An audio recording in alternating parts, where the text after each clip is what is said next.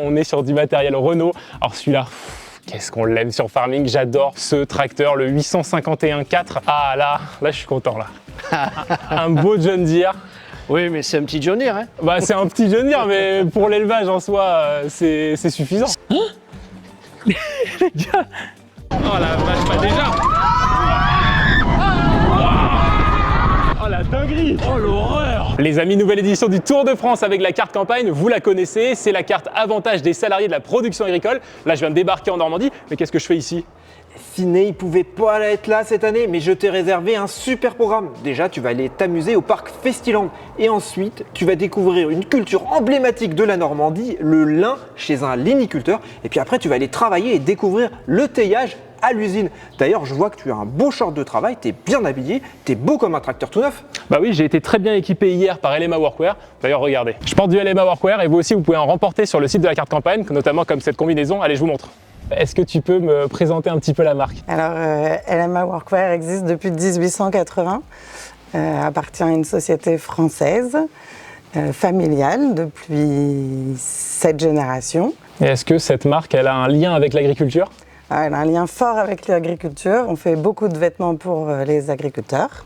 On s'est un petit peu diversifié depuis quelques années vers le BTP, l'artisanat, mais le milieu agricole reste encore important dans notre cœur de métier. Et ce savoir-faire, tu me disais que c'était un savoir-faire français. Est-ce que tu peux m'expliquer en quoi justement c'en est un? Et bien justement, à Carieux, là, à côté du showroom, vous allez retrouver le bureau d'études. Notre bureau d'études est composé de stylistes qui dessinent, qui créent, qui imaginent tous nos vêtements. Donc ici en France, et puis après, on maîtrise toute notre chaîne de fabrication. On va aller choisir notre bouton, nos fils, nos tissus, nos poches, nos accessoires, et donner tout ça à nos fabricants avec le dessin qu'on a dessiné nous-mêmes, et ça fait un produit qui est totalement conçu par la France. Moi par exemple, là, depuis ce matin, j'ai enfilé ce short, je l'adore, je pourrais le mettre pour tout faire vraiment, il est hyper confortable, pas serré, en plus avec le côté stretch, c'est incroyable. Est-ce que toi tu as ton produit préféré dans la gamme LMA? Moi, je ne veux pas être très original parce que je préfère plutôt le pantalon, moi, personnellement. Okay. Il est hyper léger, donc parfait pour l'été. Les agriculteurs, ils ont tendance à prendre des matières épaisses, du coup plus chaudes, parce qu'ils pensent que c'est plus résistant. Là, on est sur une matière très résistante et en plus très confortable parce qu'elle est extensible sur les 4 dimensions du pantalon, ce qui est assez rare. Et en plus, il est stylé parce qu'il est un vert qui change un peu avec quelques touches fluo. C'est vrai.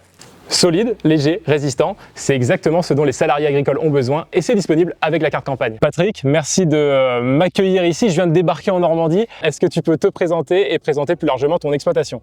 Je suis installé ici sur le site de Colombier-en-Garnie. Je suis la 4e génération de la famille qui travaille ici.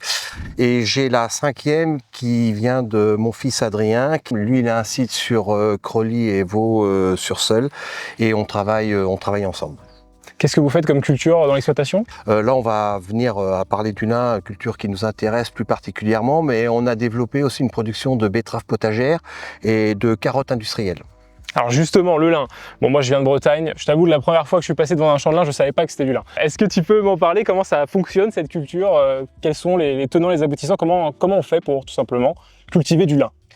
Alors, déjà, première chose, le lin, c'est une culture assez confidentielle au niveau national. Parce que globalement, on est à peu près sur 160 000 hectares, ce qui ne représente rien au niveau national. Par contre, c'est une culture avec un potentiel de forte valeur ajoutée, mais c'est une culture aussi à très haut risque.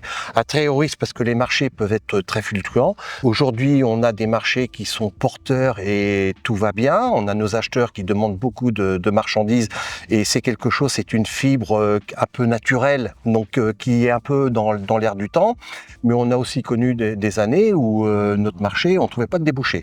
Donc il y a ce côté-là, et il y a aussi le fait que le lin est une culture à risque au niveau des aléas climatiques. Ce qu'il faut bien comprendre, c'est que le lin, c'est une culture qui pousse en 100 jours à peu près. C'est une somme de température. Donc le lin, on va être amené à le semer au printemps, fin mars à début avril, suivant les conditions météo et suivant les réchauffements de nos sols.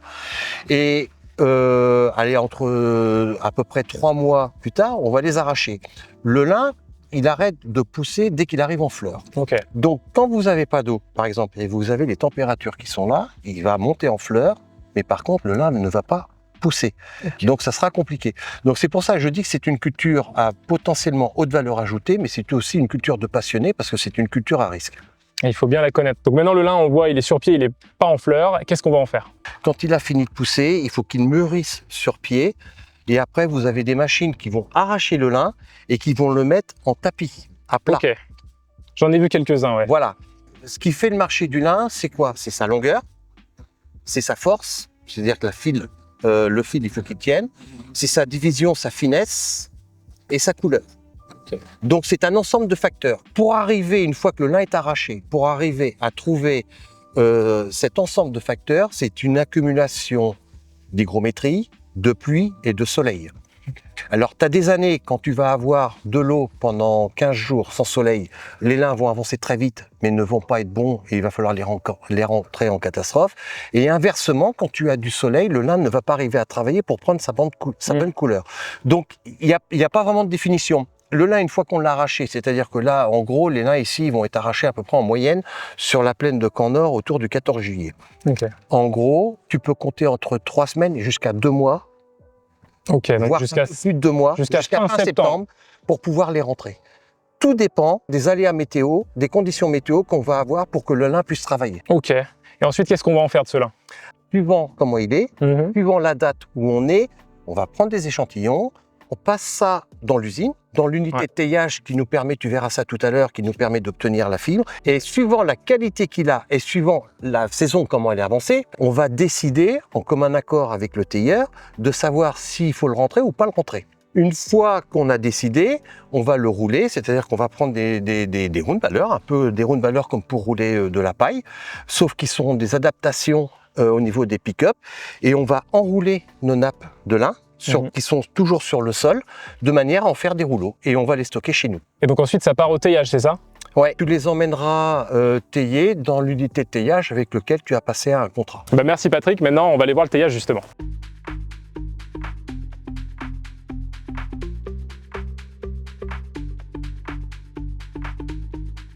Je viens d'arriver à la coopérative linière du nord de Caen et on va regarder justement comment on passe de ce lin qui a été récolté et pressé en un produit qu'on va pouvoir transformer ensuite en des vêtements. Alors première étape, c'est très simple, les bottes sont amenées ici de chez l'agriculteur et on va ensuite les faire convoyer ici sur des tapis et elles vont être amenées par cette navette directement sur les lignes de production. Ensuite de ça, on va retirer les ficelles qui sont sur les bottes pour pouvoir retrouver la nappe comme elle a été laissée dans le champ une fois qu'elle a été pressée. Et on va pouvoir la récupérer comme on la voit ici. Elle va être triée et emmenée directement sur les broyeurs. Alors là, cette machine, elle va venir préciser ce qu'a fait l'homme. Donc on va encore plus aligner la nappe pour qu'ensuite rentrer dans les broyeurs. Donc tout là, on va avoir une longue lignée de broyeurs.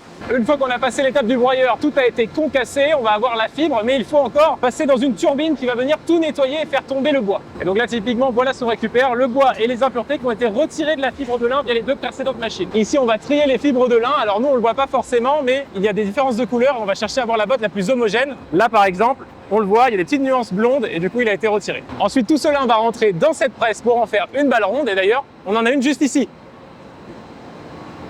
Et pour conclure, petite anecdote, rien ne se perd dans le lin, on retrouve même du lin normand dans les dollars américains. Bon allez, moi vous savez quoi, je suis fatigué de tout ce travail, je vais me détendre un peu. Les amis, avec la carte campagne, vous savez, on a des avantages dans toute la France. Là aujourd'hui avec le Tour de France, on est à Caen et à 5 km de Caen, nous avons le parc Festiland. Et justement, évidemment, grâce à la carte campagne, vous avez des réductions pour accéder au parc. Et alors moi j'ai fait les attractions que j'ai adorées, notamment l'erratique qui m'a complètement retourné. On doit accrocher la... Je préfère le faire moi-même. Ah ouais! Ah ouais! Oh non, pas en arrière! Mais qu'est-ce qui s'est passé là? Oh là, ça va couper là! Il y a eu la cascade aussi. Ah ouais! Ah oui! Non, non, non, je vais te tromper! Ah non, non, non! Non! Ah mais c'est un truc de ouf! Ah ça va! Ah là, je me disais, on est mort! On a fait un super roller coaster, bah, vraiment!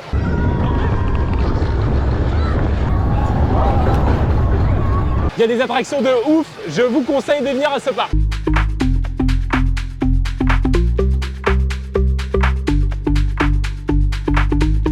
Alors Dominique, merci de me recevoir ici. On est à Saint-Thonin-la-Chapelle, ta concession. Est-ce que tu peux te présenter et plus largement présenter ton entreprise? Oui, bonjour. Merci, c'est un plaisir de vous recevoir. Donc l'entreprise, c'est l'entreprise Guyot-Pinot, concessionnaire de matériel agricole.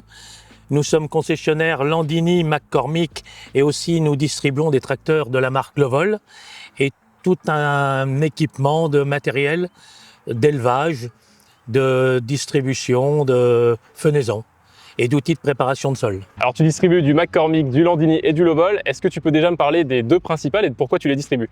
Historiquement, McCormick est une marque qui compte énormément d'agriculteurs. Landini, historiquement, l'entreprise était Landini. Et pour nous, ça a été une nécessité de continuer à distribuer ces marques-là qui sont vraiment des produits de qualité et nos clients sont très satisfaits de la fiabilité. Et alors tu distribues aussi du Lovol, est-ce que tu peux m'en parler? C'est un constructeur chinois mais j'en sais pas tellement plus. Alors Lovol, c'est un constructeur chinois, c'est un très très gros constructeur de tracteurs puisque Lovol fabrique plus de 100 000 tracteurs et ils ont des projets d'investissement colossaux. Ils vont investir dans une nouvelle usine pour un budget de 380 millions d'euros. Et nous, on distribue ces produits-là parce que ça correspond à une partie de notre clientèle avec des tracteurs tout simples, mécaniquement tout simples, des tracteurs de 50 jusqu'à 100, 110, 140, 150 chevaux pour le moment. On en a une quarantaine en service. Nos clients sont vraiment satisfaits parce que ça correspond, on a un très bon rapport qualité-prix et ça correspond vraiment à un besoin de notre clientèle. Est-ce que ça freine pas un petit peu le client de savoir que c'est un tracteur chinois? Des fois, ils ont une mauvaise image. Et qu'est-ce qui les équipe? Alors, effectivement, de temps en temps, quand on en parle aux clients, des tracteurs Lovol fabriqués en Chine, oui, mais il n'y a pas de tracteurs fabriqués en France. Non, il n'y a pas de petits tracteurs fabriqués en France. Et aujourd'hui, les grandes marques, distribuent les petits tracteurs qui sont fabriqués en Inde, en Chine, en Corée du Sud, au Japon, etc. Donc, je pense qu'il faut jouer la carte de la transparence. Il y a un marché de tracteurs chinois. Aujourd'hui, on travaille en direct. Les moteurs sont des moteurs qui sont fabriqués en Chine, qui sont des moteurs Huaishai, aux normes Euro 5. Ce qui compte, c'est la fiabilité, le rapport qualité-prix. Ça convient à une très grande clientèle. J'ai rencontré ton apprenti Clément. J'aimerais bien le défier pour enfiler une combinaison LMA. Est-ce que tu penses que c'est une bonne idée? Oui, c'est une très bonne idée. Clément est apprenti stagiaire chez nous depuis 2 ans. Et d'ailleurs, je le félicite puisqu'il vient d'avoir son BTS. Et c'est une très très bonne idée. Et puis, il est grand, il est élégant. Donc ça va le faire. Ouais, c'est parfait. Bon, j'espère que je vais gagner quand même. Comme toujours, on est très bien équipé par LMA Workwear. D'ailleurs, vous aussi, vous pouvez tenter d'en remporter avec votre carte campagne. Vous allez sur le site cartecampagne.fr et il y a bien d'autres lots à remporter. Là, je vais faire un défi. Il y a Clément qui va essayer de me détruire. On va essayer. On va essayer d'enfiler cette combinaison le plus rapidement possible. C'est Vincent qui va nous donner le go. Bah écoute Vincent, on attend que toi. 3, 2, 1, go!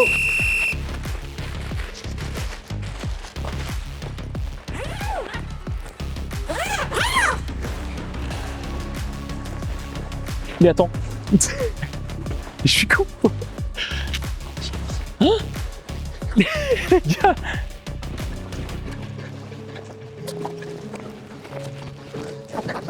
Ah, mais trop petite. Il est trop fort. J'ai gagné. Là, il n'y a même pas de jeu là. En fait, j'ai paniqué. J'ai vu ça, je dis, je rentre jamais dedans. Bon, il n'y a pas eu de match. Bien joué. Ah, j'ai paniqué complet. Je comprenais plus rien. Je fais, mais c'est les bras, c'est les jambes. Les amis, comme sur le Tour de France, ici on pédale un max, on donne un max d'effort, on est au Cobac Park, on est entre Rennes et Saint-Malo et vous allez voir qu'avec la carte campagne, vous avez des promotions pour toute la famille pour vous amuser. C'est parti. Ça allait bon quand même. Ah mais oh, on va se chier dessus.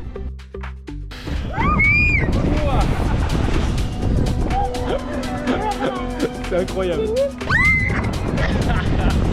Alors là on est sur 20 mètres de chute avec Excalibur, ça paraît pas comme ça mais on est quand même sacrément haut, on prend pas mal de G, c'est vraiment cool.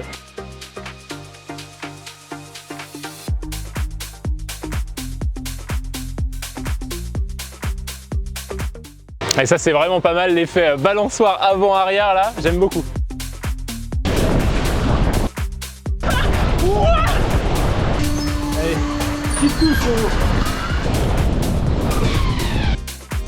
Ah la reprise arrive. Non. Oh non. Bon là je sors du dolmen, c'est marrant pour tous les âges, tout le monde peut participer. Et en plus un petit peu d'eau, ça fait du bien quand il fait beau.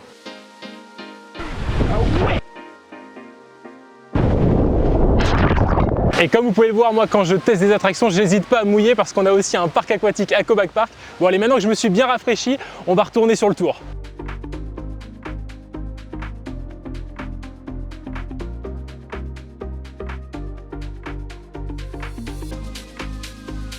Bon Antoine, merci de me recevoir ici dans ton exploitation. Là, on est au milieu des Prime Holstein, on est chez moi en Bretagne. Est-ce que tu peux te présenter et plus largement présenter ton exploitation? Bonjour, bienvenue au GAEC Le Fruitier. Donc, moi, c'est Antoine Rose. Ici, vous êtes dans une exploitation, on est 5 associés. On fait principalement du lait, on fait 2 600 000 litres. On a aussi une activité de céréales, on fait une centaine d'hectares. Et aussi, on a la structure est liée à une méthanisation de 115 normomètres cubes. Là, tes vaches, elles sont vraiment ultra confort. Je vois que la stabulation, elle est toute option. Qu'est-ce qu'il y a en fait dans cette stabulation? On a mis le paquet sur le confort des vaches. On a 8 tapis, brumisateur, ventilation, pour apporter un maximum de confort et que les vaches nous le redonnent à travers la production laitière. Alors, je vois qu'il y a plusieurs lots, plusieurs robots de traite. Comment tu conduis ton élevage? Donc ouais, la production laitière, donc on a 3 robots de traite pour 180 vaches hors lactation. Et on avoisine 42-43 kg par vache. Donc on est sur un système assez intensif. Au niveau de l'alimentation, on travaille avec un nutritionniste qui nous fait des rations adaptées avec des fortes concentrations en énergie et protéines. Et ensuite, le lait que vous produisez ici, il part où? Donc nous sommes adhérents de la coopérative Agrial et du coup il part à la laiterie de Cesson-Sévigné. Alors la Prime Holstein, on la connaît en Bretagne, hein, elle est très très populaire, mais est-ce que tu peux m'expliquer pourquoi vous avez choisi cette race? Nous, cette race, elle est bien adaptée à notre système parce qu'on a un système en logette. C'est des vaches qui sont assez stables. On a choisi un gabarit assez petit. Donc c'est des vaches assez robustes sur leurs aplombs, tout ça.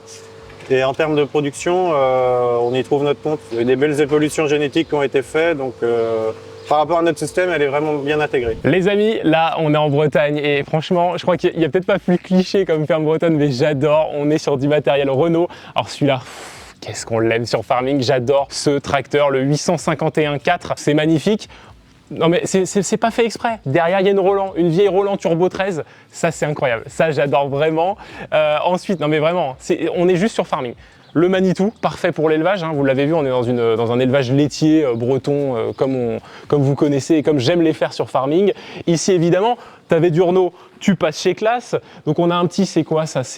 J'avoue que c'est un Axos, non? Attention, attention, attention. Mais bien sûr que c'est un Axos 320. Pareil, excellent valet de ferme pour remplacer les Renault. Alors, c'est pas fini niveau Renault. Ici, on va en avoir un autre. Et là, vraiment, on est encore sur Farming. On a le Renault qui est attelé au rabot des voies. Non, mais littéralement, on est sur une map française. J'ai envie de vous dire, on est sur FS17 à l'ancienne. Et alors, dernière chose, un Renault là-bas que vous allez sans doute reconnaître parce que c'est un Renault très similaire à celui de mon design, hein, celui dans lequel vous me voyez quand je fais des lives et des vidéos. C'est ce magnifique TX 103 54. Il est encore dans un très bon état avec son gyrophare, là, sa grosse barre qu'on voit agricole. J'adore ces pimps, c'est incroyable. Et il est encore magnifique, franchement. Très bon état. On a encore toutes les inscriptions ici. En plus, je crois qu'on l'a sur King Mode sur Farming 25, celui-là. Hop! Ah. Là, il n'y a pas d'option, là, tu vois, c'est rustique, c'est tout ce qu'on aime.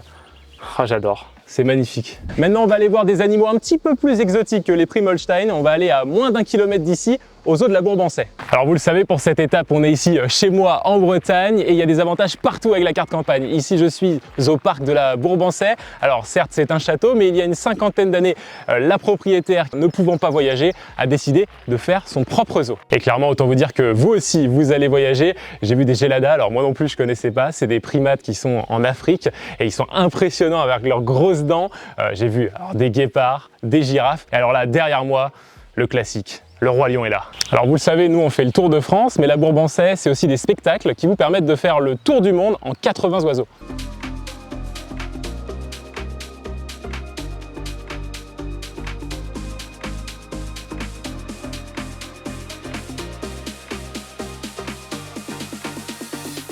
Sébastien, merci de me recevoir encore une fois comme l'année dernière, sauf que cette fois, c'est pas toute l'année à l'estive. Là, on est en ton exploitation. Est-ce que tu peux me la présenter? L'été, on a la chance d'être en estive, d'avoir les bêtes en estive. Pas tout le troupeau, mais 95% du troupeau. Et l'été, en plus des estives, on a les fourrages à faire. Et les fourrages, on les fait dans la vallée et donc autour de l'exploitation. Et du coup, combien de bêtes tu as ici, rappelle-moi? Alors moi, j'ai 100 mères, puisqu'on parle en vache adulte, j'ai 100 mères et avec la suite, on va dire, j'ai 160 bêtes à peu près. Et ça fait combien d'hectares de prairies? Je travaille à peu près une centaine d'hectares de prairies naturelles et j'ai une vingtaine d'hectares de pâturage privé. Ok. Donc là, on est dans un bâtiment. Est-ce que tu peux me décrire un petit peu ta ferme et me la faire visiter, au fait, et aussi le matériel qui va avec pour que je comprenne un petit peu sur toute l'année, qu'est-ce que tu fais, en fait, comment tu t'occupes de cet élevage? Alors ici, il y a du matériel. Bon, l'hiver, c'est une stabulation. Dans la stabulation, donc moi j'ai essentiellement des couples, c'est-à-dire je fais du vélage d'automne. Donc quand je rentre les bêtes au 15 novembre, elles ont toutes leur suite, leur beau. Okay. Et donc les vaches, ici, là vous avez 2 parcs. Je fais 2 parcs de 23 vaches. Et vous avez les parcs pour les veaux à l'arrière avec le concentré qui est distribué aux veaux. Les vaches sont alimentées par l'avant avec une mélangeuse où je mélange de l'enrubanage, du foin, un concentré et du minéral. Et pourquoi 2 parcs? Parce que je mets un taureau dans chaque parc pour connaître vraiment le père des veaux, quoi. Voilà. Et j'ai dupliqué la même chose à côté, une autre stabulation où je fonctionne exactement pareil. Et ensuite, j'ai 2 autres petites stabulations où là, j'ai le lot des génisses de 24 mois qui sont mises pour la première fois au taureau. Et j'ai ensuite un petit bâtiment qui est à 2 km d'ici où là, on a les petites génisses que je vais avoir sevrées en estive au 15 août. Elles ont à peu près 10 mois et qu'on va mettre dans ce bâtiment et qu'on va suivre jusqu'au printemps d'après. Alors évidemment, tu as un télescopique, c'est pratique quand même, non? Oui, j'ai fait ce choix. J'ai trouvé que c'était un outil beaucoup plus adapté pour la quantité de fumier que je sortais qu'un chargeur simple avec un godet de 1,70 m. Et j'ai pas pris un gros télescope, ça me suffit largement. Mais franchement, je suis très content. La façon de se mouvoir, la force qu'il a au niveau de l'hydraulique, la vitesse à laquelle on arrive à faire les interventions. Pour aller chercher les bottes? Aller chercher les bottes pour tout. Moi, je m'en sers pour tout. Pour stocker, pour aller chercher les bottes l'hiver, pour mettre dans la mélangeuse. Ça me sert pour pousser des branches l'hiver quand je vais nettoyer les prés. Non, c'est un outil, franchement... Quand on y a goûté, c'est compliqué de revenir en arrière. J'imagine, ouais. Et là, la Bretagne. Toujours un petit bout de Bretagne quelque part. Toujours. Une benne Roland. C'est une 16 tonnes en fait. 16 tonnes. Voilà, 16 tonnes de charge. C'est l'outil qui me convient. Nous, on ne peut pas avoir des outils trop gros parce qu'il faut quand même pouvoir rentrer dans les prés. Ouais. Mais double essieu, nous on en est très contents. L'hiver, quand je sors le fumier, il faut que je sois très réactif, c'est-à-dire que j'ai les vaches bloquées au cornadis. Donc il faut que je puisse intervenir en 3-4 heures de temps pour ne pas laisser les vaches bloquées trop longtemps. Et donc il me faut quand même de la capacité pour pouvoir sortir le fumier. Voilà. En hiver, l'outil que tu utilises le plus, j'imagine que c'est un peu cette mélangeuse, non? Ben voilà, l'hiver, c'est le télescope, la mélangeuse et la pailleuse. Donc la mélangeuse, c'est un choix que j'ai fait il y a maintenant 3 ans. C'est de mélanger donc, les fourrages pour avoir une alimentation la plus régulière possible. C'est-à-dire je travaillais en libre service où je mettais des boules de foin et d'enrubanage. Et les bêtes, elles allaient d'abord manger l'enrubanage après le foin. Donc j'avais une alimentation sur 3-4 jours qui était en dents de scie. Et ça, j'ai voulu remédier à ce phénomène. Et la façon d'y remédier, ça a été la mélangeuse. Alors c'est pas essentiellement pour jouer sur la quantité, parce que je mets à manger à volonté, mais c'est d'avoir vraiment la régularité de l'alimentation. Et aujourd'hui, c'est ce que j'obtiens grâce à la mélangeuse. Un autre outil que tu utilises pas mal l'hiver, donc c'est ton tracteur pailleuse l'hiver en fait, c'est ça? Oui, c'est ça. C'est le tracteur que j'attelle à la pailleuse, une pailleuse traînée, gelin. Et je paille 4 bottes par jour, donc voilà, c'est quand même... Et ensuite, de temps en temps, je m'en sers quand je vais passer la herse de prairie au printemps. Ouais. J'ai une herse de prairie de 6 mètres, il va me servir à ça. Et ensuite, l'été, il va me servir pour le faner, endéner et le broyeur. On broie beaucoup les refus sur les prairies. Les tâches qui nécessitent le moins de puissance, on est sur combien de chevaux? On est sur 87 chevaux. Bon, Sébastien, il travaille dur, hein. Mais moi là j'ai besoin d'un peu de détente. On va aller voir un partenaire de la carte campagne et je vous garantis qu'on va être très très détendu, mais c'est pas terminé, hein. Après on a d'autres matériels à voir. Je vais pas m'en aller comme ça. Je suis à 1800 mètres d'altitude au Village Club du Soleil de Super-Bagnères où vous avez des activités fun toute l'année dans une ambiance années 30. Bon Jean-Bernard, tu nous accueilles gentiment dans ton village. Là je me promène, je tombe là-dessus. C'est quoi ce gros rouage là en fait? Ben oui, en fait on pourrait vraiment se demander pourquoi un rouage, pourquoi une histoire de crémaillère alors qu'il n'y a plus de train, il n'y a plus rien sur Super-Bagnères. Non, il faut savoir que le village de l'hôtel, le Grand Hôtel, hein, comme il s'appelait à l'époque, a été ouvert en 1922. Plus de 100 ans. Et, voilà, plus de 100 ans. Et en fait, c'est deux personnes de Luchon, donc monsieur Ludovic Dardenne, qui était un chocolatier pharmacien, et monsieur Jean-Paul Raoul, qui était le directeur de la compagnie des chemins de fer du Midi. Comme j'aime dire, un jour, ils se sont peut-être regardés, puis ils ont regardé la montagne, ils ont dit, tiens, pourquoi on ne construirait pas une crémaillère, après un hôtel et après une station de ski? Quand même des visionnaires dans les années 1900. Et en plus, la particularité ici, c'est qu'on est en haut des pistes. En fait, c'est une station inversée. Et ils fournissent tout le matériel de ski et même le forfait. Bon, par contre, ouais, on est le 19 juillet. Bon, c'est pas grave, ils fournissent aussi le matériel pour faire de la rando. Bon, je vais plutôt faire de la rando. Ouais. Bon, en plus, on est sur le Tour de France, donc forcément, j'étais obligé de vous montrer le vélo. C'est l'une des autres activités qu'on peut faire l'été. On est encadré par des professionnels. Moi, je fais juste la descente, hein. Après, je remonte en télécabine, je suis pas Pogacar. Hop. Nickel. En plus, moi qui compte avoir 11 enfants, ici c'est parfait. Ils sont accueillis à partir de 4 mois et c'est compris dans le séjour. Allez, attaque de Marlon dans le col de Super-Bagnères. T'as un peu d'enrubané là. C'est une grosse partie de ta ration en fait. Je dirais c'est 60% de ma ration. Je mets à peu près 60% d'enrubanage, 40%, allez 35% de foin, un petit peu de concentré en fonction des analyses des forages et du minéral. Et du minéral, ok. Voilà. Et là, t'as combien de boules là dans... Là, il y a 600 boules en stock. Mais ensuite, il y a le fourrage. Bon, il y a ce bâtiment, je le consacre essentiellement à la paille. La paille que j'achète à des copains céréaliers un petit peu plus bas dans la plaine du côté de Toulouse. Ouais. J'achète à peu près, faut compter 6 à 7 semis par an. Alors en tonnage, je vous dirai pas, mais ça fait un peu plus de 500 bottes quoi, que j'achète. Okay. Voilà. Ah là, je suis content là. Un beau John Deere. Oui, mais c'est un petit John Deere. Hein. Bah, c'est un petit John Deere, mais pour l'élevage en soi, c'est suffisant. C'est le très bon compromis. Moi, ça me suffit. C'est le tracteur. Moi, c'est mon tracteur de tête qui fait 105 chevaux. Il me sert pour le rummeleur l'été. Il me sert pour la mélangeuse l'hiver. Et après, il me sert pour monter les vaches en estive avec la bétaillère, parce qu'on met quand même 9 vaches dans la bétaillère.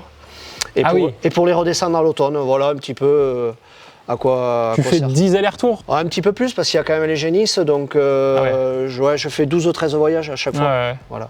T'as pas de relevage? T'en as pas besoin? Pour le moment, je ne l'ai pas. On verra ce que diront les finances à l'avenir. Et quand les finances le permettront, mais peut-être qu'on s'équipera d'un relevage avant, d'une prise de force avant et d'une faucheuse avant pour aller encore plus vite. Mais bon, pour le moment, il faut être sérieux quand même dans les investissements. Faut être sérieux. Parce que du coup, ils pressent McHale? C'est ça, une presse McHale, oui. C'est ma deuxième presse McHale. Je suis très content du McHale, moi qui fais beaucoup d'enrubanage. C'est du très costaud. C'est des bottes de combien de taille que tu fais avec ça? Oh, moi, c'est des 120-130. Hein, 120-130. Oui, c'est le chameau fixe. Je crois que c'est 123-130. Bon, mais ça nous suffit. C'est très costaud. Ça fait 1800-2000 boules par an. Ça fonctionne très bien. Ouais, c'est pas mal. Et là, j'avance, on est encore en Bretagne, quoi. Tu me fais plaisir. On avait la Ben Roland et là... On a un petit épanneur qui commence à avoir des années, mais bon, je fais faire de plus en plus à l'entreprise sur sur les terres les plus faciles.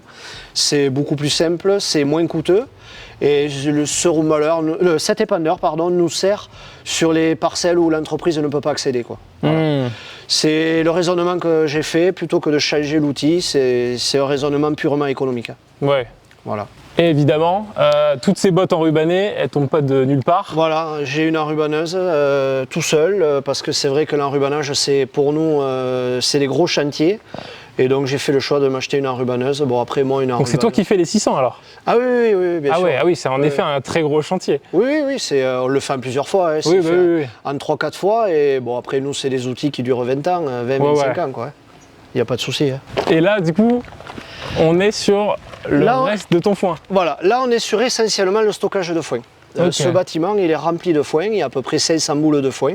Et que j'essaie à peu près, moi je sais quand je vais le commencer, je sais à peu près où sont les boules de l'année passée, les boules cette année, de tel près, bon, Ah oui, ça m'aide un petit peu dans les rations, quoi. et la faucheuse. Une 360, bon, oui, pour faire quand même la superficie que je fais, on a quand même besoin d'une faucheuse Ouais, déjà. pendulaire qui me permet, je fauche à peu près à 10-12 km/h.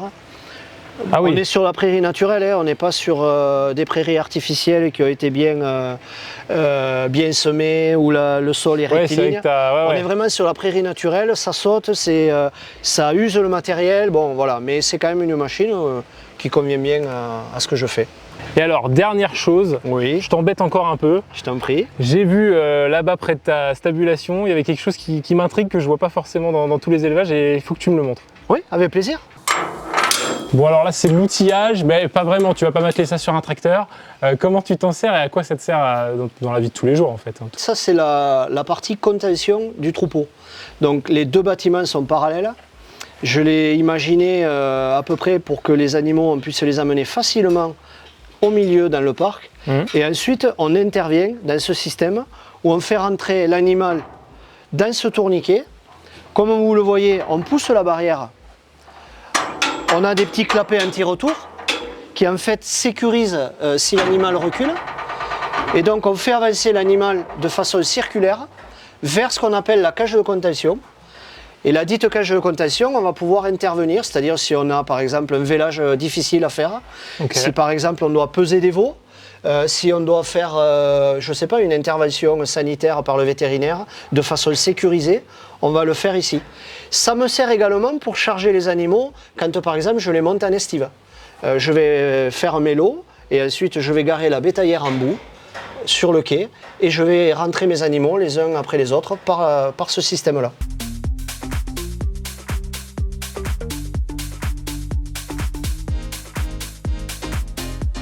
Bon, un grand merci à Sébastien, c'était une visite incroyable, mais on est aussi là pour le Tour de France. Donc on va aller voir d'autres agriculteurs sur les routes du Tour. C'est parti. Les amis, on vient d'arriver avec la carte campagne au village agricole de Saint-Afrique-les-Montagnes dans le Tarn. On va avoir une belle fresque, de la super ambiance sur le Tour de France, en fait, tout ce qu'on aime. Cédric, je suis au milieu de ta fresque, est-ce que tu peux me la décrire? La fresque représente une croix occitane. Pour nous, l'Occitanie, on est le département du Tarn, au cœur de l'Occitanie. Ça représente les valeurs du territoire. On a mis au milieu le panneau du département du Tarn parce que c'est d'ici que sont parties les grandes mobilisations qu'il y a eu il y a 2 ans, avec des panneaux retournés. On a fait un panneau qu'on retourne pour symboliser tout ça. Après, derrière ça, il y a aussi beaucoup de travail avec des agriculteurs. On a passé plusieurs soirées à le mettre en place avec une trentaine d'agriculteurs du canton localement pour préparer tout ça. Il y a des hommes derrière, on vit de notre métier, on est fiers de vivre dans notre métier et on est fiers de l'Occitanie. Bon les amis, un winner c'est un loser qui a retenté encore une fois.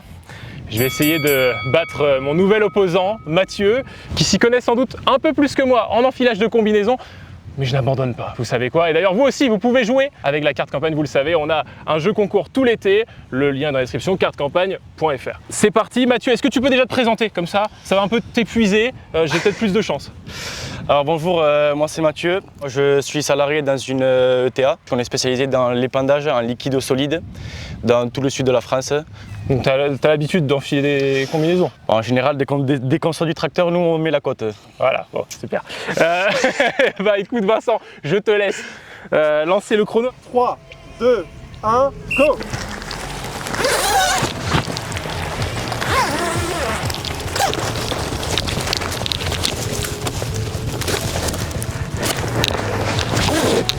Ils sont trop rapides à chaque fois. Pour la fermeture. Ah mais c'est pas possible. C'est trop dur. T'as commencé par le haut? Oui, toujours. Putain, il avait pas commencé par le haut la dernière fois.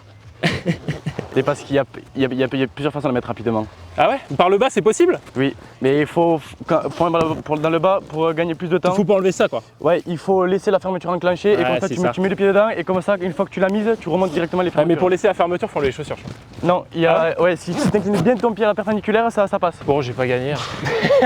J'ai pas gagné.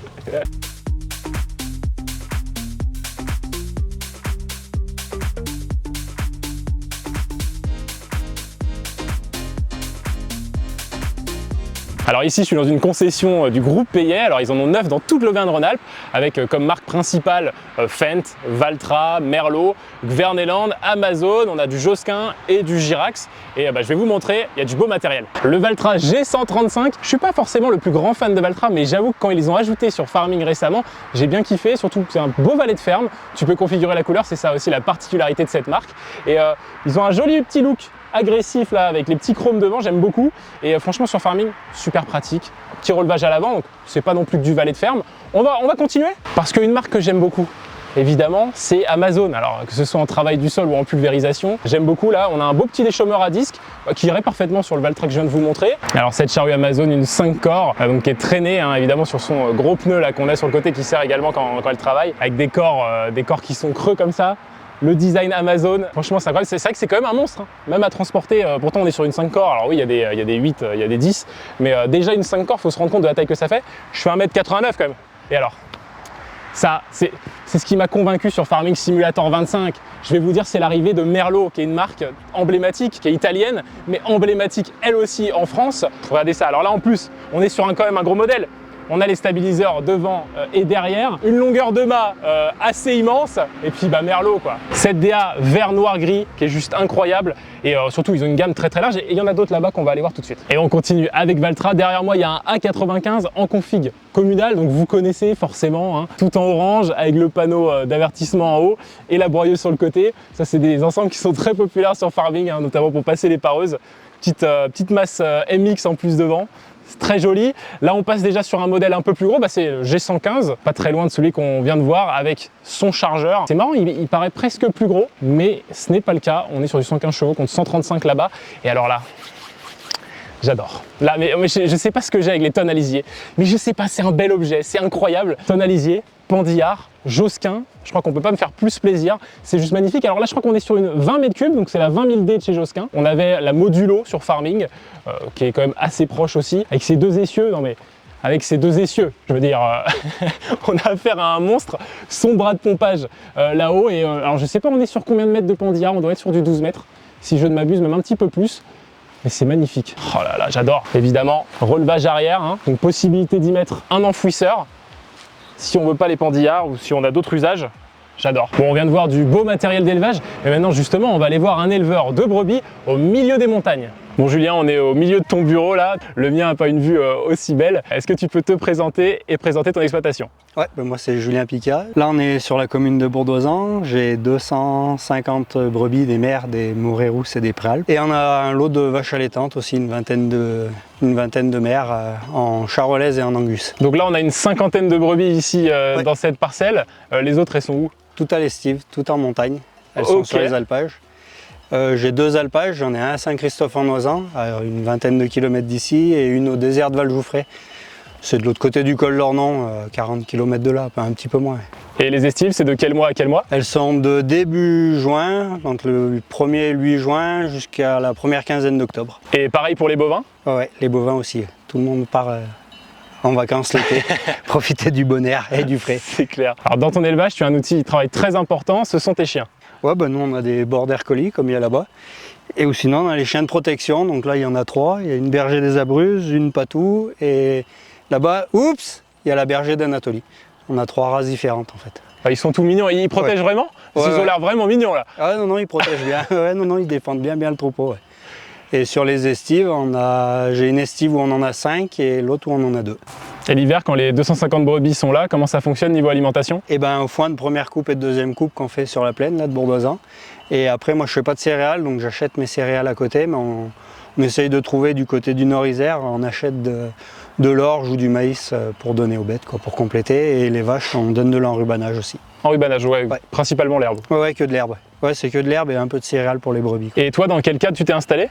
Moi j'ai repris la ferme après mes parents en fait, qui eux l'avaient repris une petite partie de mes grands-parents aussi. Mes grands-parents travaillaient à côté, ils avaient quelques bêtes et mon père quand il a su que je voulais m'installer, il a repris une ferme plus grosse que j'ai repris derrière parce que lui était boucher en fait. Et toi actuellement tu es débouché, comment elle est commercialisée ta viande? Une bonne partie en vente directe, donc on fait des colis, et ou sinon aux marchands ou aux coopératives quoi.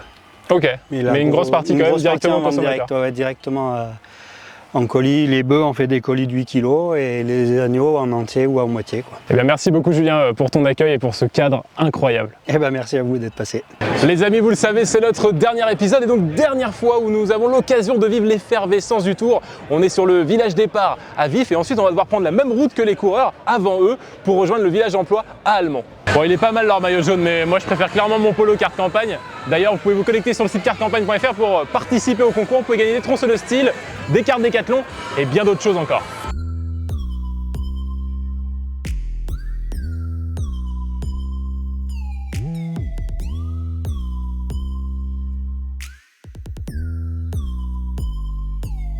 Et oui les amis, avec la carte campagne, vous avez des avantages partout en France. Ici on est à Walibi, Rhône-Alpes, où vous avez des attractions et des spectacles pour toute la famille, notamment certaines qui retournent la tête.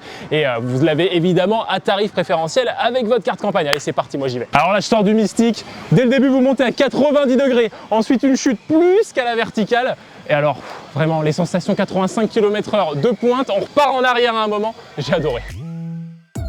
Ah ouais, la vache, pas déjà.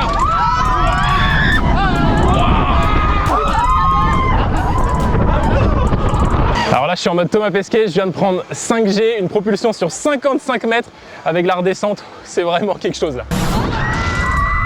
Oh la dinguerie! Oh l'horreur! Ah, c'est pire qu'une chute! Et ben vous avez même des attractions pour toute la famille là, vous voyez. Bon, je tremble un peu, mais ça devrait le faire, ça devrait le faire même pour les enfants là. Oh bordel! Oh non! Oh non, non, non, non! Il n'y a pas de chute! Et là je sors du Hurricane, alors c'est plus doux, on monte à 41 mètres, c'est plus romantique, même si moi j'avais que Morgan quoi.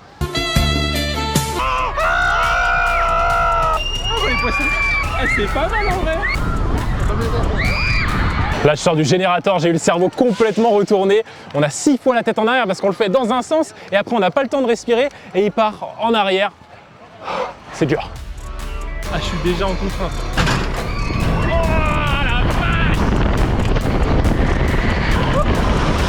Ah non, ça repart. Ça repart dans l'autre sens. Et alors là, on sort clairement de ma préférée, c'est Maouka, d'une fluidité incroyable. On a 13 moments d'apesanteur où on se sent tomber, 2 propulsions et 67 km/h. C'est juste génial. Ah ouais.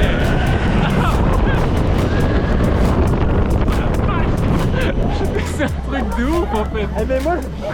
Timber, un roller coaster à l'ancienne en bois où on entend le bois craquer dans les descentes. C'est vraiment cool.